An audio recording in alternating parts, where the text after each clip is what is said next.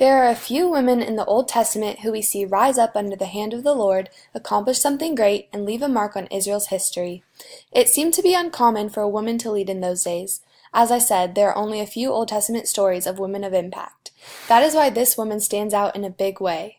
Not only did she do something other women weren't doing, but she did many things out of the norm. It is clear that she was set apart from all the rest, which is why God was able to use her as a catalyst for freedom and impact in Israel. Deborah was a woman of many trades. In the whole 2 chapters she appears in the Bible, we see her as a judge, a prophet, a soldier, and a poet. She arose during the period of Judges. This was the time when the generation of God's people who saw what God did for his people Israel was now gone, and the new generation did not know of these things. They committed much sin and were evil in the eyes of the Lord. So he began to give them into the hands of their enemies, and Israel was in great distress. But because the Lord loved his people, he raised up a judge to save them from their adversaries. He heard the cries of his people, and he was with the judge, so he protected Israel for as long as the judge lived. But once the judge died, the Israelites returned to their wicked ways, so God once again removed his hand from them. This became a repeated cycle in Israel's history, as we see here. It would start with the Israelites breaking the covenant with God, therefore entering a period of oppression. They would eventually cry out to God for help, so he would send a judge to save them.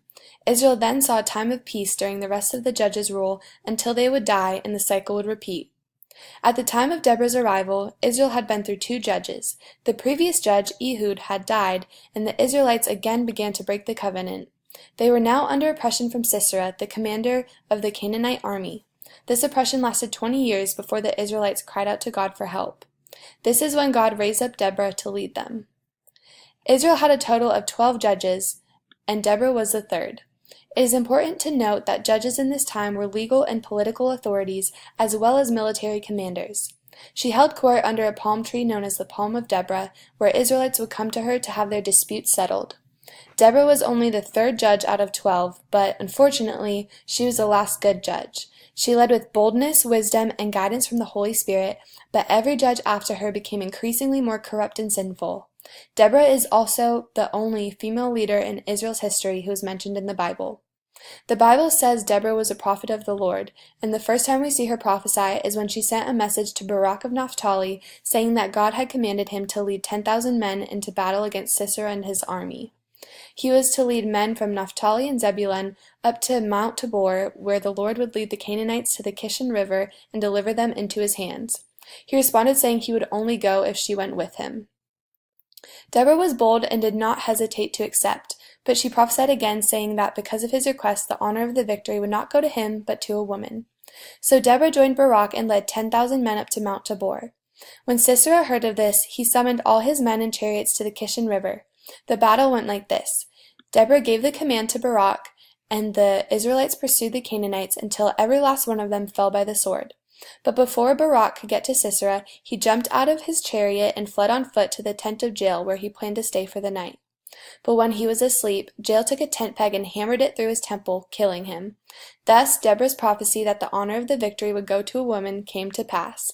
God then subdued Jabin, king of Canaan, before the Israelites, and they destroyed him. There was peace in Israel for the next 40 years, until Deborah's death. The next chapter of the book of Judges recounts the story through a hymn sung by Deborah and Barak after the battle was won. This poetic victory hymn is one of the oldest writings in the Bible and gives praise to God for the victory is his. Deborah's story is short but powerful, and there is much we can learn from her life. Firstly, it is clear that she was set apart. Deborah was Israel's only female judge and one of the only female leaders in the Old Testament period. There's a reason that women weren't leaders in this day, and whatever that reason was, it clearly didn't apply to Deborah. I imagine she must have felt very different from her peers, but that was simply the Lord calling her to something greater. But she never would have accomplished the things she did if she wasn't available and willing. She was able to impact the Israelites because she allowed them to freely come to her under the palm tree.